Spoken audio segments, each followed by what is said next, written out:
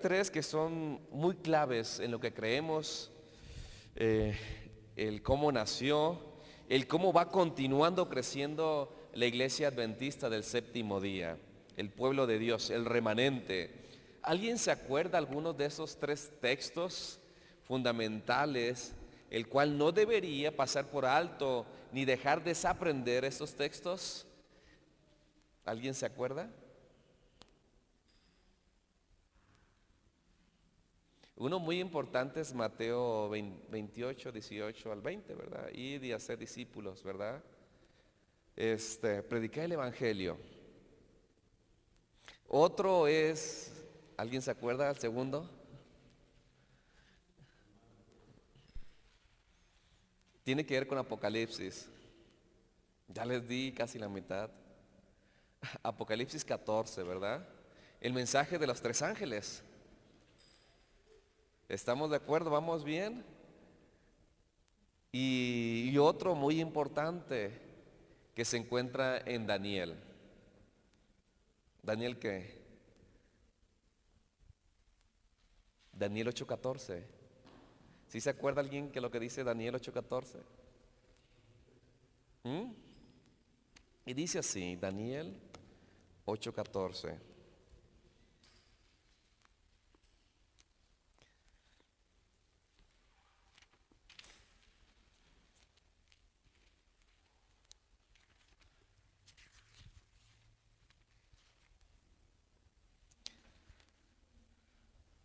Y les dijo, hasta 2300 tardes y mañanas, luego que el santuario será purificado. Hoy nos vamos a enfatizar en dos textos o dos partes de este texto o una parte de este texto que el cual se encuentra en Apocalipsis 14 del 6 al 7, el cual es el mensaje de los tres ángeles. El mensaje de los tres ángeles es de suma importancia dentro de Apocalipsis, porque es la invitación a salir de un lugar donde nadie quisiera estar. Es la invitación de dejar algo que te está matando lentamente tu vida. Apocalipsis 14 o el mensaje de los tres ángeles contrarresta a lo que está haciendo Apocalipsis capítulo 12, que es la persecución, ¿verdad?, de su iglesia, y también a la vez de lo que está haciendo Apocalipsis capítulo 13, los poderes de la bestia sucesivamente. Vamos a también Apocalipsis 14, que se encuentra el mensaje de los tres ángeles, el cual se encuentra en Apocalipsis 14. Vamos a ir a Apocalipsis 14 versos 6 y 7, y dice así: vi volar por el medio del cielo otro ángel que tenía el evangelio eterno para predicarlo a los moradores de la tierra, a toda nación, tribu, lengua y pueblo, diciendo a gran voz: temed a Dios, dadle gloria, porque la hora del juicio ha llegado. Adorad a aquel que hizo el cielo y la tierra, el mar y las fuentes de las aguas. Anteriormente, o en algunos versículos inclusive de Apocalipsis, menciona como ángeles literalmente, pero en esta ocasión está hablando de un ángel simbólicamente. ¿Quién es ese ángel? La iglesia, el cual va a predicar, va a proclamar. ¿Qué va a proclamar? El evangelio eterno. ¿Qué es el evangelio eterno? La palabra de Dios, los principios, y también que va a anunciar un juicio. Un juicio el cual se estará llevando. ¿Cuándo inició? Primeramente, el ángel es un mensajero. El evangelio el cual se va a compartir, muchos dicen que es el evangelio de la gracia, otros dicen que es un mensaje de juicio. Yo puedo decir que es las dos: un mensaje de la gracia, aquel que se arrepiente, y un mensaje de juicio, el cual se estará llevando, se llevará a cabo, o cuándo iniciará. Y lo que va a hacer este ángel es predicar solamente a un lugar, no, a todo el mundo, a toda lengua, a toda tribu, a todo lo que nos dice también Mateo capítulo 28, 18 al 20. Y dice, temed, temed, temed y dadle gloria. Este mensaje va, o es el llamado de este mensaje del cielo para reavivar una verdadera adoración, la cual en Apocalipsis capítulo 13, 12 nos insta, vamos a la bestia o el enemigo a adorar. Vamos a ver lo que dice Apocalipsis capítulo 13, verso 12 y 13. Apocalipsis o el mensaje de los tres ángeles contrarresta lo que el enemigo está haciendo. Y dice así, Apocalipsis 13, 12 y 13. Y ejerce toda la autoridad de la primera bestia en presencia de ella, y hace que la tierra y los moradores de ella adoren que a la primera bestia, cuya herida mortal fue sanada. También hace grandes señales, de tal manera que aún hace descender fuego del cielo a la tierra delante de los hombres. Entonces Apocalipsis 14, los mensajes de los tres ángeles, contrarresta lo que esta bestia hace que, o desea que adoren al enemigo. Porque esta bestia intenta que los moradores de la tierra adoren que aquella primera bestia que fue sanada, que después lo vamos a ver cuál es esa bestia, pero en sí, Apocalipsis capítulo 14, el mensaje de los tres ángeles, es para contrarrestar la adoración de lo que el enemigo desea que adoremos. Entonces, el mensaje del primer ángel es la respuesta de la persecución y la persuasión que hace la primera bestia en todo el mundo. El mensaje del primer ángel. Y es por eso que este mensaje del primer ángel, que dice que debe proclamar el mensaje de gracia, pero también de juicio, dice de esta forma, dice a gran voz, dice el pueblo de Dios, temed a Dios. Primeramente, primera orden, temed a Dios y darle gloria, porque el juicio ha llegado. ¿Pero qué es temer a Dios? De acuerdo en griego, phobel, que viene de sinónimo respetar, obedecer y darle gloria. En sí está diciendo el primer ángel, obedezcamos y démosle honra y gloria. De acuerdo al Antiguo Testamento, temed es un concepto conocido que transmite la idea de tomar a Dios en serio y en obediencia en sus mandamientos. Temer a Dios indica una relación con Dios, una entrega total de nuestra voluntad. Entonces, la proclamación del primer ángel es incitar al pueblo a la obediencia, a que ya nuestra voluntad no sea nuestra, sino que la de Dios, porque ha sido contaminada por aquella primera bestia que ha sido sanada su herida. Y lo podemos observar en 1 Samuel capítulo 12, versos 24 y 25, dice de esta forma, lo voy a pasar rápidamente.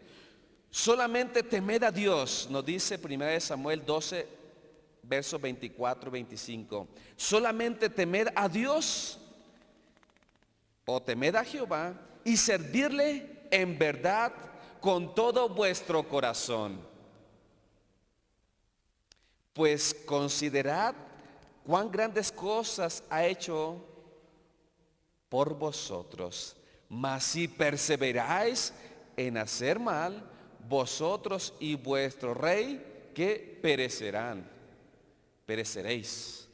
Si nosotros continuamos, dice, haciendo el mal, vamos a fallecer, a morir. Es por eso que el temer a Dios tiene que ver con la obediencia. Tiene que ver con la abstenencia de nuestra voluntad y que reine la voluntad de Dios. Ahora, que el mensaje del primer ángel también nos dice no solamente temed a Dios, sino que también darle gloria. Darle gloria es el resultado de temer a Dios. Cuando una persona teme a Dios, vive una vida que glorifica a Dios guardando sus mandamientos. Darle gloria es el resultado de temer a Dios en obediencia, glorificando una vida sencilla en obediencia a nuestro Creador y Salvador, guardando sus mandamientos. Temerle y darle gloria a Dios, dice el primer ángel, en todo. Pablo lo dice de esta forma en 1 de Corintios capítulo 10 verso 31. Pablo dice de esta forma en 1 de Corintios verso 10, 31. Si pues coméis y bebéis o hacéis otra cosa, hacedlo todo para la honra y gloria de Dios. ¿Y cómo le vamos a dar gloria y honra de Dios a todo lo que comemos y bebemos? De acuerdo a los preceptos que Él ha dejado de lo que es bueno comer y beber. El primer ángel proclama a todo el mundo, temed a Dios, darle gloria, y culmina diciendo, porque el juicio ha llegado. Recordemos que el primer ángel, la proclamación del primer ángel viene, renace. ¿Por qué? Porque es contra la lucha, la cual la primera bestia ha sido sanada su herida y quiere contaminar o ha contaminado todo el mundo a través de la adoración. Y este primer ángel dice, el juicio ha llegado. ¿Por qué el juicio ha llegado? ¿Qué argumentos como adventistas podemos tener ante el mundo para decir que el juicio ha llegado? Arrepiéntete, teme a Dios porque el juicio ha llegado. ¿Qué argumentos? ¿Por qué decimos eso? ¿Por qué proclamamos el mensaje? ¿Por qué decimos que Cristo Jesús viene pronto? ¿O cuál sería tu argumentación para decirle a aquella visita, a aquel hermano, aquel familiar, arrepiéntete, teme a Dios, dale gloria porque el juicio ha llegado? ¿Cuántos juicios hay de acuerdo a lo que nosotros como adventistas creemos? ¿Algún valiente o una valiente? No sé si alguna mujer que esté. A ver, ¿cuántos juicios hay? El juicio ha llegado, pero ¿cuál de esos juicios ha llegado? A ver, hermano, le está diciendo al pastor en el oído porque no lo quiere decir públicamente, ¿verdad? Pero hasta acá escuchamos. Dice que el 2. ¿Hay alguien da más o alguien da menos? 2. Dígame cuáles son los juicios. El que está ahorita. Y el que sigue.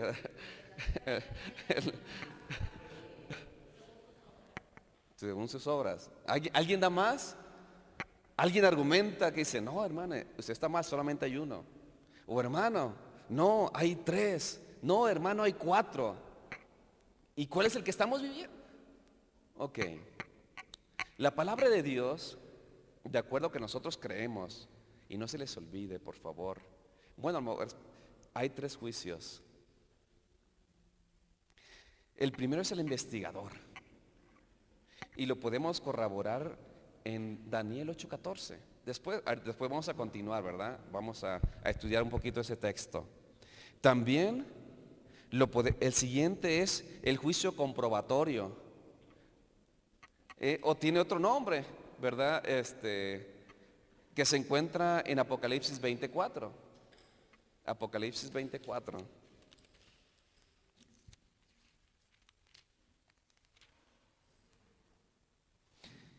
Y vi tronos y se sentaron sobre ellos, los que recibieron facultad de juzgar.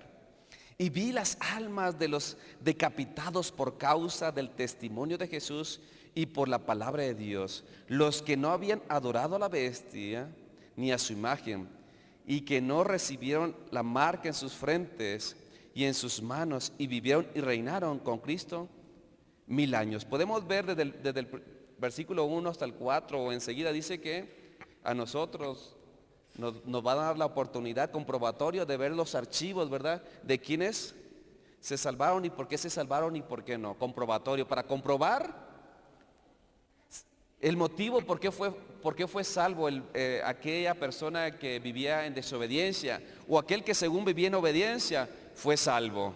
Y después culminamos con el juicio ejecutivo que se encuentra en Apocalipsis 20, 11 y 15, que es cuando desciende fuego del cielo, ¿verdad? La segunda resurrección, cuando los malvados van a resucitar y que por fin se va a ejecutar, ¿verdad?, aquella paga de su desobediencia. Entonces, eso se encuentra en Apocalipsis 20 del 11 al 15. Entonces, ¿cuántos juicios hay? 3. ¿Cuál es el juicio investigador, comprobativo y el ejecutivo? Ahora, el mensaje del primer ángel, de acuerdo, retomando a Apocalipsis capítulo 14, del 6 al 7, de acuerdo a los eruditos y las señales históricas, nos enmarca que estamos viviendo en un juicio. ¿Y en el cuál juicio de los tres? ¿En la cuál de los tres? En el investigador, el primer juicio, ¿verdad? Este juicio ocurre a la par de la proclamación del primer ángel.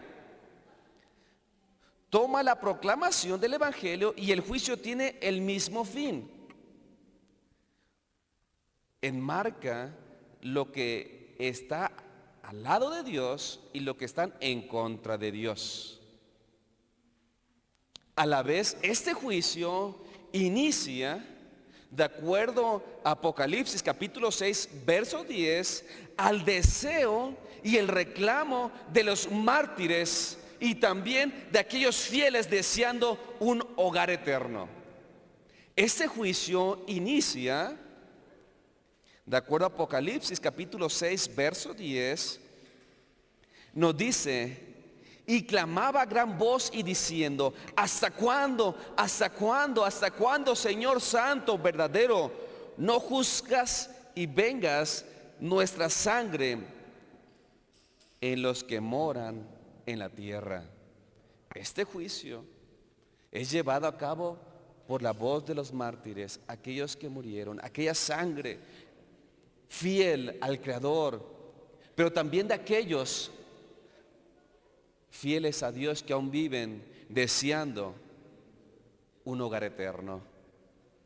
Porque el juicio a los hijos de Dios no les debe de dar miedo, sino que les debe de alegrar, porque la salvación está más cerca que antes. Y es la proclamación del primer ángel: temed y darle gloria, porque el juicio ha llegado. Ahora, de acuerdo a segunda de Corintios 5:10, dice que todos comparecerán ante el juicio. Cuando dice la palabra de Dios, todos son todos, buenos y malos. De acuerdo a Eclesiastés capítulo 12, 14, dice que ante este juicio se va a juzgar toda obra buena o mala, cubierta o encubierta, se traerá a juicio. ¿Quiénes comparecerán ante este juicio, el cual nos dice Apocalipsis 14? Todos. ¿Y qué se va a llevar a juicio? Toda obra buena y mala, todo pensamiento bueno y malo, todo cubierto o encubierto. Ahora, pero ¿cuándo inició este primer ángel a proclamar? Recordemos que comentamos que el primer ángel empezó a proclamar en el mismo momento que nació o inició el juicio investigador. ¿Cuándo comenzó el primer ángel a proclamar? Cuando inició el juicio investigador. Ahora, ¿cuándo inició el juicio investigador? Nos dice la historia que en 1831 un hombre llamado Guillermo Miller, que estudiaba asedioso del estudio de la palabra de Dios, que su interpretación era solo escritura, y en pocos pasajes simbólicamente. Los libros al cual a él le llamaba la atención era Daniel y Apocalipsis, y constantemente los relacionaba.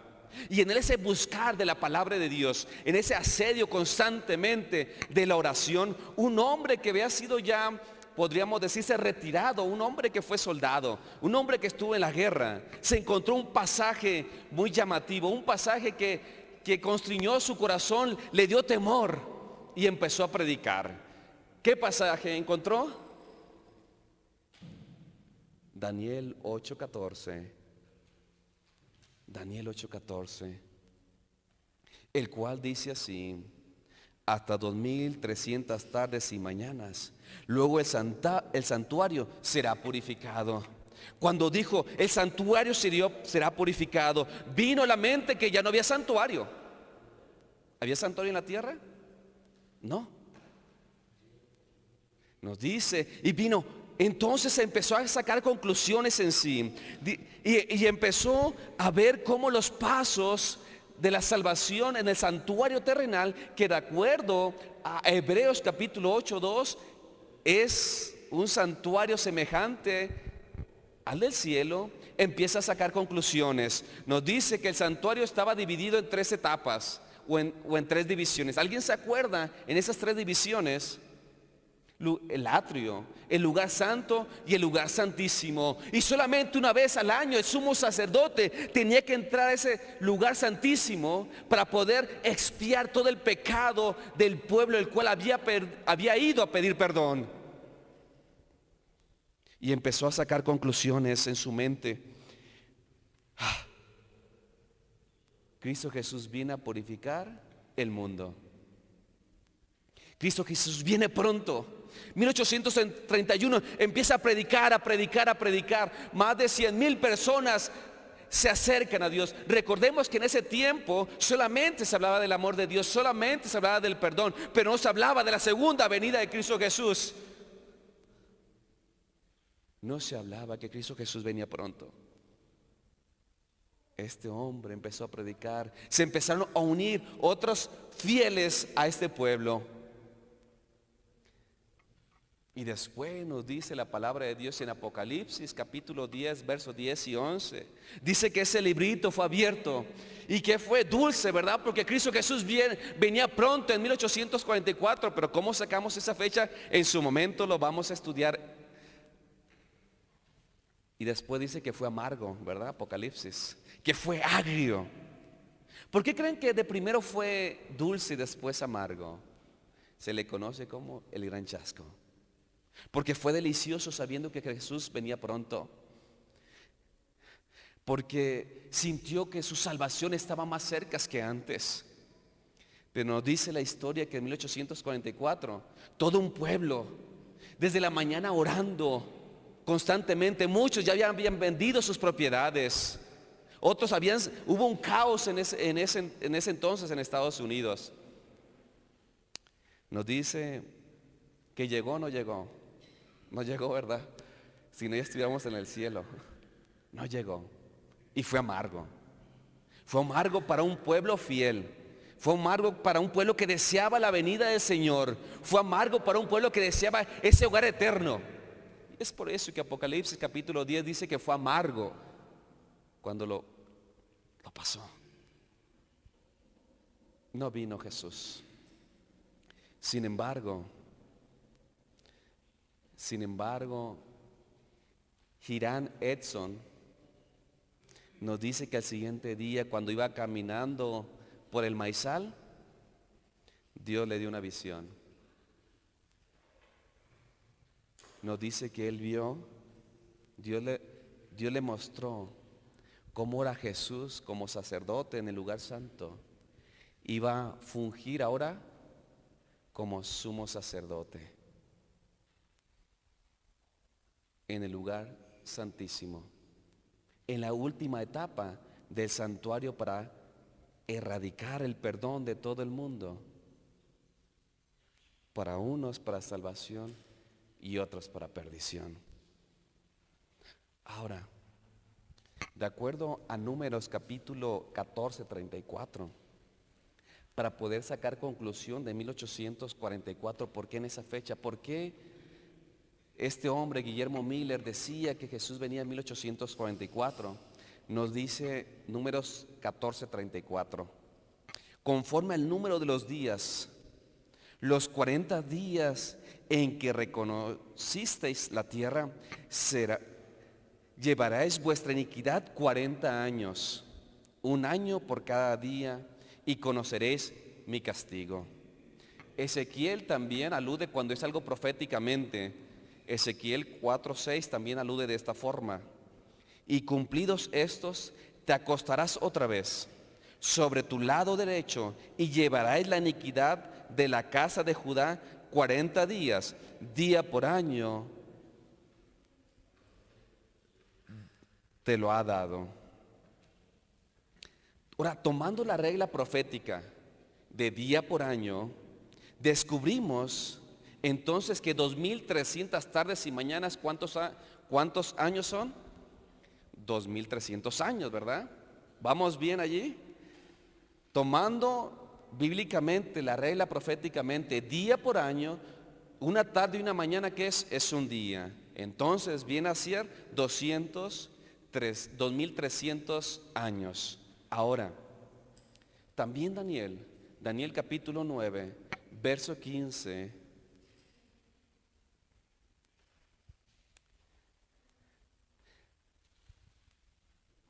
profetiza de esta forma.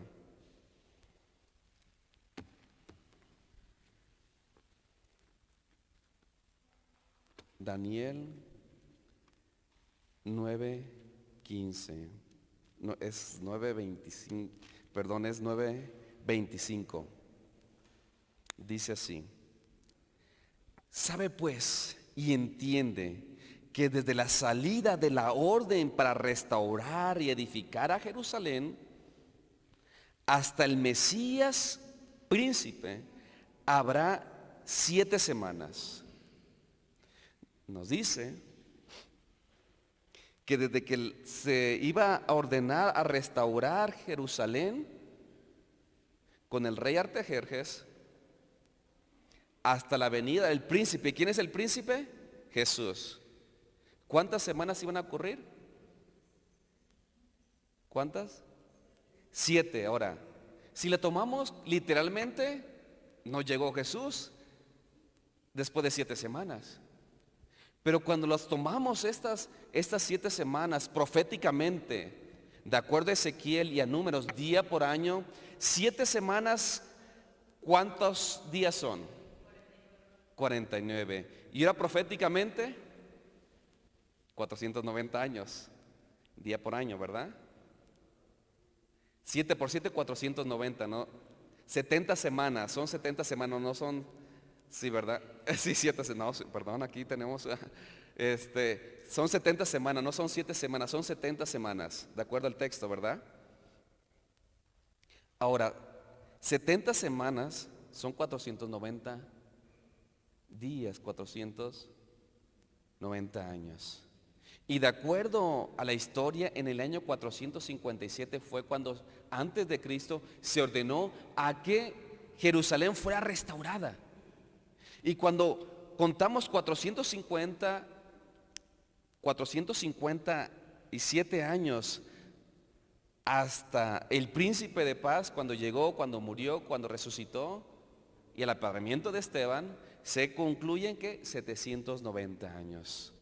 Esto entonces también a la luz de proféticamente, tomando 457 años antes de Cristo, que va a decrecer, ¿verdad?, hacia abajo, hasta 1844, no tomando en cuenta porque se salta un año, podríamos decir un año perdido, de ser el 0, tanto como Guillermo Miller y otros dan a conocer que es el año 1844. Jesús no vino. Es por eso que Apocalipsis capítulo 10, 10 y 11 dice que era dulce el librito y después amargo, un gran chasco en su pueblo. Pero comenzó que la proclamación, el juicio, porque recordemos que en el lugar santísimo cuando en el Yom Kippur o en la Pascua, cuando se hacía la remisión de los pecados una vez al año, a todo el pueblo se llevaba a cabo un juicio.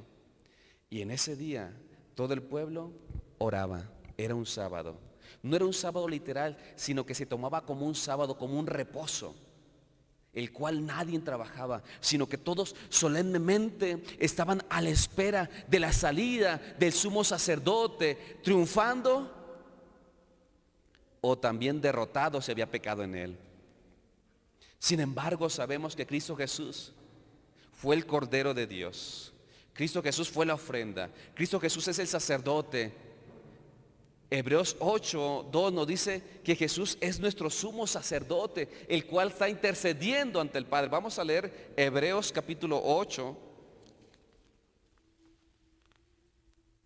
Hebreos 8.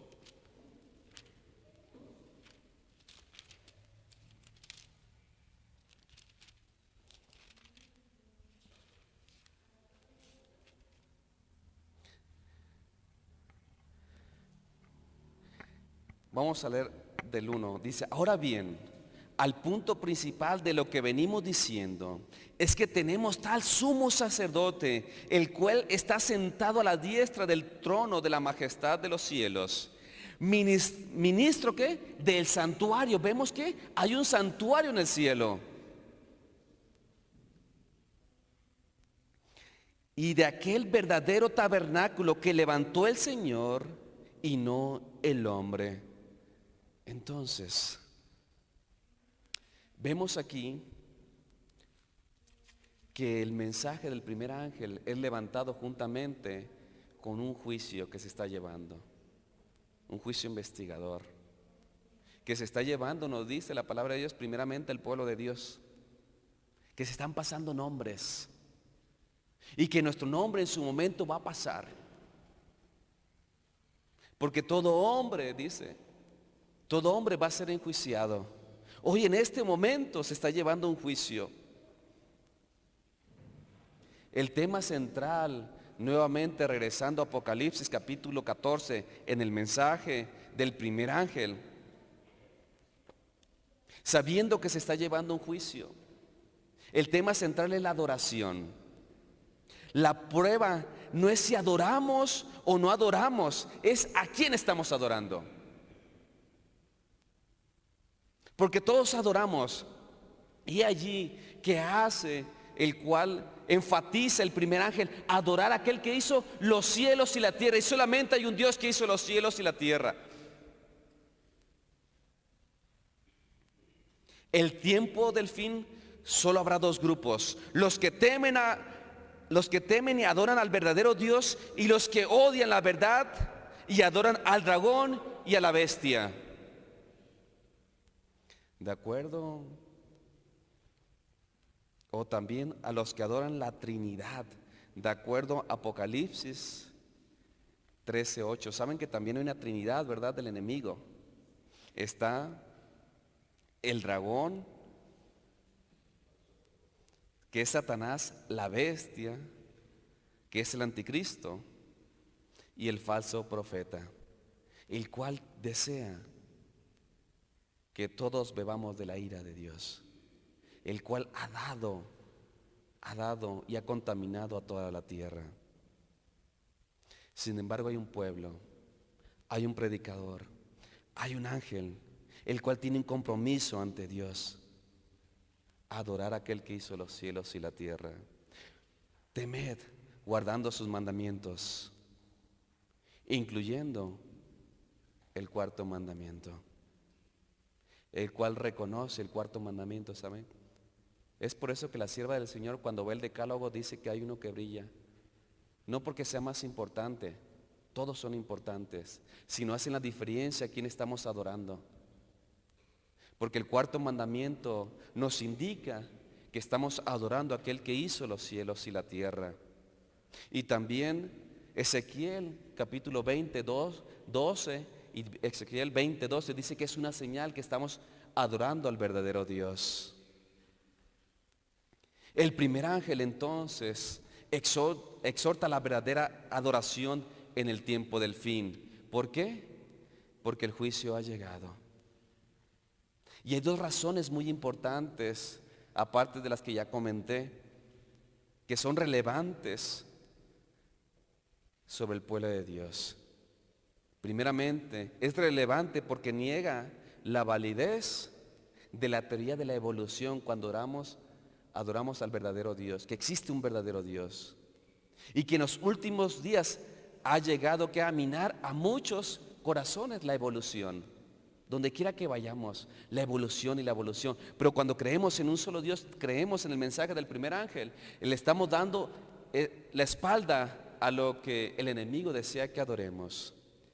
Y otra razón, la cual el primer ángel proclama, es demanda la adoración al cuarto mandamiento.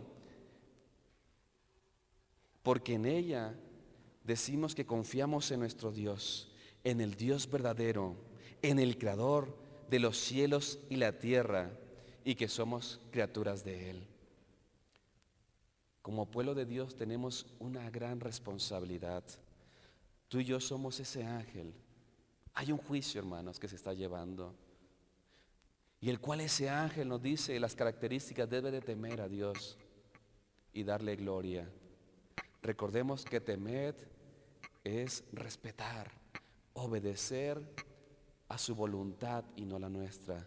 Es renunciar a nosotros para que Él reine en nuestra vida. Reinando en nuestra vida, le vamos a dar gloria donde quiera que estemos. Porque lo que hagamos, si estudiamos, trabajamos, si servimos en el hogar, si servimos en este lugar, le vamos a dar gloria. Y proclamar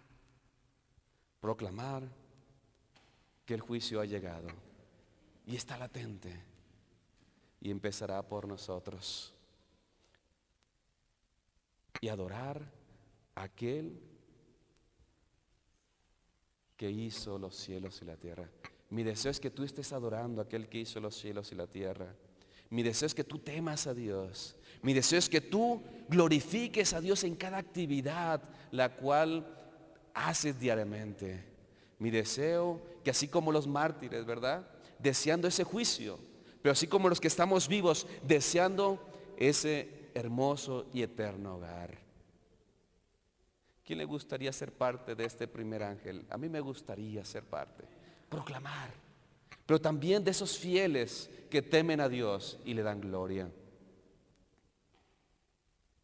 Mi gran sentir que esta iglesia pueda vivir y sentir como esos primeros pioneros que no escatimaban, porque sentían que Cristo Jesús venía pronto.